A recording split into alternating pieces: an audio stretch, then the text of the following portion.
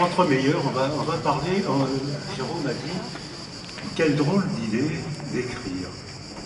Je me suis posé la question, effectivement, pourquoi est-ce qu'il y a tant de gens qui écrivent, et dès que l'écriture a été inventée, tout de suite ça a été accepté, ça a été adopté. Alors je me suis dit, les êtres humains sont sur Terre depuis, alors Monsieur et Madame Sapiens sont sur Terre depuis 200-300 000 ans. C'est-à-dire hier soir. Hein, les conditions, les êtres humains viennent de naître. Hein. On est tous des nouveaux-nés.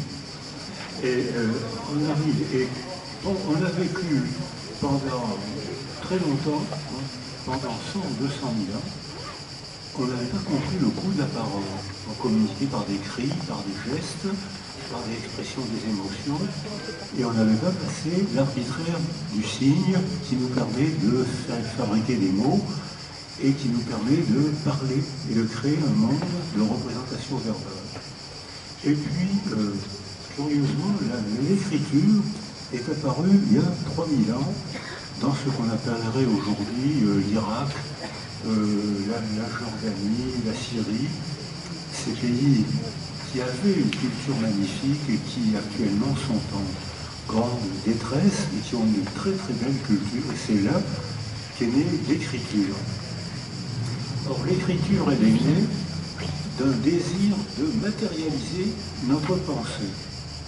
Je souligne ça, cette phrase-là, ça va être ce qui va organiser la suite de l'exposé. La parole parlée, c'est une rencontre, donc c'est une intersubjectivité. Même si vous ne dites pas un mot, vous êtes co-auteur de mon discours, parce que je vous ai vu sourire, je vous ai vu approcher la tête, donc je sais que vous m'encouragez à continuer. Je souris, donc voilà. Donc ça veut dire que si vous aviez fait ça, je me serais dit tiens, elle n'est pas d'accord, et j'aurais changé mon discours. Donc la parole parlée est une interaction, une rencontre, même si vous ne dites pas un mot. Alors que la parole écrite, je vais m'adresser à qui? Je vais m'adresser bien sûr au lecteur invisible, à l'ami parfait, celui, celle qui veut me comprendre à la perfection. Je vais chercher les mots, je vais chercher les phrases parce qu'il ne faut pas que je l'ennuie. Il a la gentillesse, elle a la gentillesse de me lire, il faut que j'aie la politesse de ne pas l'ennuyer. Donc je vais élaborer, de façon à pouvoir m'adresser à cet ami parfait qui est le lecteur invisible. Alors que dans la parole parlée, il y a une interaction qui dépend de vos mimiques, de vos mots si vous me coupez la parole, mais même si vous ne coupez pas la parole, le fait d'être là en face de moi participe à mon discours. Donc il y a 3000 ans, à Sumer, entre le Tigre et l'Euphrate, la naissance de la civilisation, parce que dans la même région, il y a 10-12 000 ans, était né le néolithique, c'est-à-dire l'agriculture et l'élevage des animaux. C'est la condition humaine. Or, dans la même région naît l'écriture. Ça veut dire que les gens ont eu besoin, quelques-uns ont eu besoin de matérialiser la pensée. C'était l'époque où on faisait des trocs, on troquait. Et donc, je te donne 2 chèvres contre, je te donne 3 chèvres, mais j'ai besoin d'un chameau, donc je te donne ma parole. C'est pas toujours suffisant. Alors, on va prendre des plaques d'argile et on va les mettre dans l'eau, elles vont être molles, avec un jonc taillé comme une plume, on va convenir de signes abstraits. Pour chèvre, on va faire ça, pour chameau, on va faire ça, et puis on va faire une sorte de tampon qui sera notre signature. Puis ces galets, ces calculis, comme disent les archéologues, ces calculis, on va les mettre à sécher au soleil, et moi je vais garder ton calculi avec ta signature, et toi tu vas garder mon calculi avec ma signature, donc on aura une preuve écrite qu'on a fait un contrat commercial, on a matérialisé la pensée. Alors quand j'étais en Irak, il y avait des calculis partout par terre, et je ne savais pas que c'était interdit. Donc j'en ai volé un ou deux, ça reste entre nous, ça ne sort pas de la salle. Hein. Alors j'en ai ramassé un ou deux, et j'ai passé la douane avec 2 calculis, Et arrivé chez moi, des amis m'ont dit, mais tu sais, si les douaniers avaient fouillé tes poches, tu aurais eu des ennuis. Et je suis très content parce que j'ai mis ces calculs sur mon bureau et j'ai la preuve écrite qu'il y a 2 ou 3 000 ans, des gens ont fait un troc. Et très rapidement, la preuve écrite, ça a été des déclarations, des soins, c'est-à-dire le code d'Hammurabi était le premier code de la santé. Et on trouve beaucoup de soins pour soigner les morsures de vipères. Donc, je ne sais pas, probablement, ou bien il y avait beaucoup de vipères dans la réalité, ou bien il y avait beaucoup de vipères dans l'imagination, dans la représentation de la réalité, mais en tout cas sur les calculs, comment soigner une morsure de vipères, comment lutter contre l'intoxication. Et très rapidement, on a vu apparaître sur ces plaques d'argile des autobiographies et des déclarations d'amour. Très rapidement, c'est-à-dire qu'on est très rapidement passé du contrat commercial, d'ailleurs on appelle ça encore aujourd'hui, on appelle ça encore les écrits. Chez les notaires, on appelle ça encore les écrits. On a des preuves, des dossiers. Et tout de suite, on est passé à l'expression de soi, c'est-à-dire déclaration d'amour et surtout des autobiographies. Et très rapidement, quand la culture chrétienne s'est développée, on a vu apparaître des journaux intimes. Alors bien sûr, le plus célèbre, c'est Saint-Augustin, qui encore aujourd'hui est absolument passionnant. Qu'est-ce que c'est que ce saint ou avant Jean-Jacques Rousseau, qui est passionnant lui aussi? Personnellement, je trouve passionnant des autobiographies. Dans cette salle, on a tous un roman dans la tête. Tout le monde. Tout le monde. On est enfants de paysans, enfants de bourgeois. Dans cette salle, il y a beaucoup d'enfants de paysans. Mais ça va disparaître parce que nos enfants ne seront plus enfants de paysans. Mais donc, on a tous un roman. Le roman est fait d'émotions, d'épreuves, parfois de traumatismes, et on a besoin de le sortir hors de soi pour mettre sur un nouveau calculus, c'est-à-dire que maintenant c'est plus une plaque d'argile, maintenant c'est un papier. Pendant très longtemps ça a été un papier de papyrus, ensuite ça a été quand les Chinois ont inventé le papier mâché pour faire des livres. Aussitôt est apparu un phénomène social. La culture se développait parce que l'écriture avait trouvé un support plus fiable que la terre d'argile. C'était d'abord le parchemin et ensuite, à partir de Gutenberg, le papier qui pouvait faire des livres. Or, il s'est passé un phénomène social qui se repasse aujourd'hui, c'est qu'il y a des gens qui sont tombés amoureux du papier. Et d'emblée à Toulon, à l'époque où l'imprimerie sur papier a été inventée, il y avait 11 maisons d'édition. Or Toulon, au XIVe siècle, il ne devait pas y avoir grand monde. Il y avait 11 maisons d'édition. Et dans toutes ces maisons d'édition, il y avait des écrits techniques, le calculus, et des écrits autobiographiques. Alors, écrit autobiographique, pour moi, c'est roman, c'est la même chose. C'est-à-dire que quand on écrit un roman, on raconte l'histoire de Jules, mon œil. Jules, c'est mon porte-parole.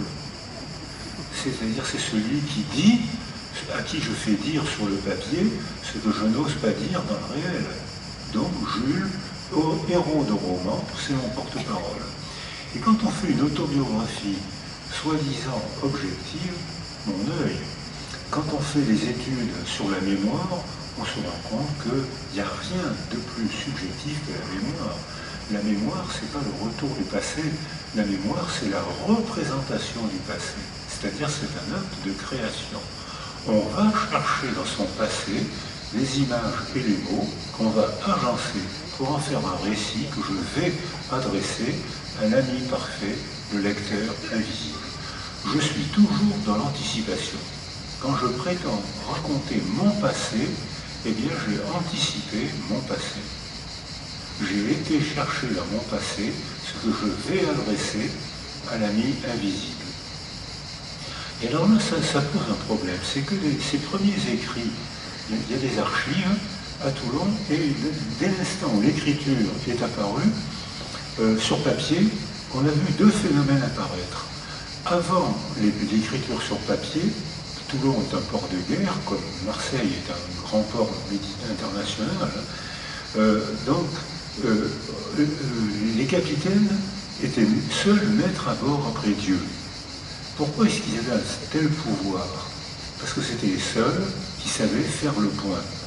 Donc, s'ils exagéraient, s'ils étaient des tyrans, ceux qui arrivaient, on était obligé de subir leur tyrannie, parce qu'on ne pouvait pas les balancer par-dessus bord. Si on balançait le capitaine par-dessus bord, tout le monde mourrait. Et quand est arrivé, donc on subissait la tyrannie, on l'acceptait. Et quand est arrivée l'imprimerie sur papier, il y a eu des matelots sans diplôme, qui ont très rapidement compris comment il fallait faire le point.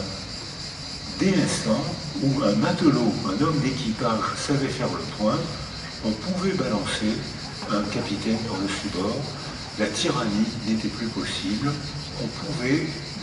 le partage du savoir est devenu le premier pas vers la démocratie.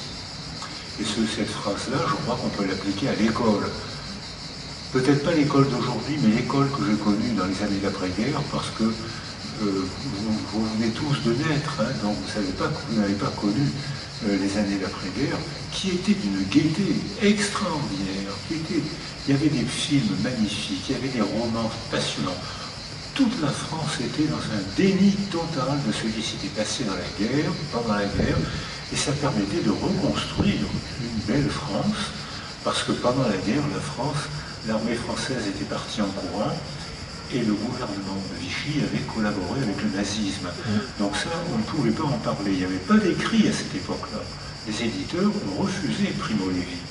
Primo Levi a écrit Si c'est un homme en 1947. 7 maisons d'édition l'ont refusé, une l'a accepté, il a fait 700 lecteurs. Parce qu'on ne voulait pas entendre parler. Ce qui peut se comprendre, hein, il fallait reconstruire la France, il y avait un passé lourd, la France était pauvre, il y avait une gaieté et un dynamisme extraordinaire, et j'ai le souvenir d'avoir vu à la Porte Clignancourt, il y avait des bidonvilles partout en France. J'ai le souvenir à la Porte Clignancourt d'avoir vu sortir des planches, des ouvriers qui sortaient, qui marchaient à 4 pattes sur les planches, puis qui s'époustaient les genoux, ils avaient la chemise blanche et la cravate, et ils allaient à l'usine. Et c'était donc, il y avait une dignité à reconquérir, donc ces gens-là ont bien fait. Mais le récit de la guerre a été impossible pendant 40 ans, parce qu'il fallait reconstruire la France. Et c'est la définition du déni, c'était écrit, il y avait les témoins, Primo Levi, on les a fait taire, et on a donné la parole aux résistants, enfin De Gaulle a donné la parole aux résistants.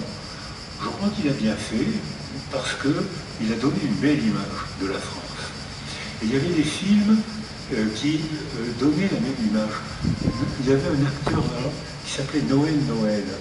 Et alors il raconte, j'ai oublié le titre du film, mais le Père Noël c'est un homme tranquille. Ah ben voilà, c'était l'homme tranquille, tiens. C'était un homme tranquille. Vous croyez qu'il a été caché pendant la guerre? Détrompez-vous, il a fait la résistance en secret. Alors c'est vrai, c'est pas vrai, c'était sûrement enjolivé, même si il y a eu 220 000 résistants, il fallait faire une enquête pour avoir c'était le ministère de la guerre, et on ne donnait pas le titre de résistant à n'importe qui, il fallait avoir des preuves, il fallait avoir un dossier. Merci les résistants, ils ont réparé la dignité de la France, ils ont permis une reconstruction extrêmement gaie. Mais on voit que donc l'écriture, les récits dépendent beaucoup du contexte socio-culturel. Il y a des choses qu'on peut dire dans un contexte, des choses qu'on ne peut pas dire dans un autre contexte. Il ne s'agit pas de mensonge, il s'agit d'une adaptation à ce qui nous entoure.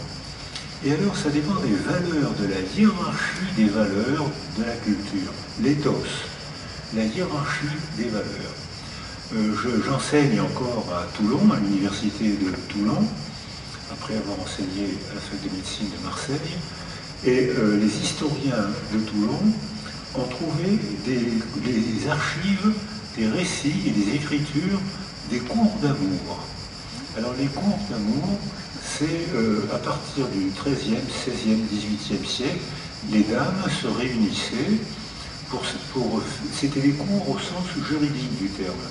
Et c'était les premières féministes, et Georges Duby, qui était prof à Aix, venait de temps en temps travailler avec nous, et il nous a donné ces archives des cours d'amour qu'on a pu lire. Donc les dames se réunissaient dans les châteaux.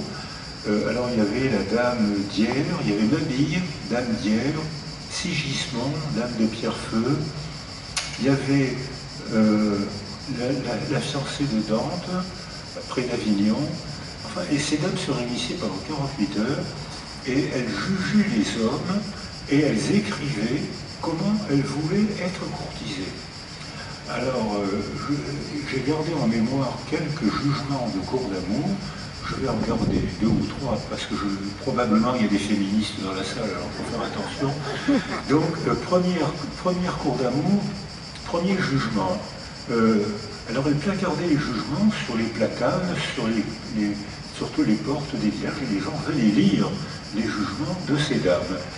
Et premier jugement, faut-il aimer son mari ou son amant?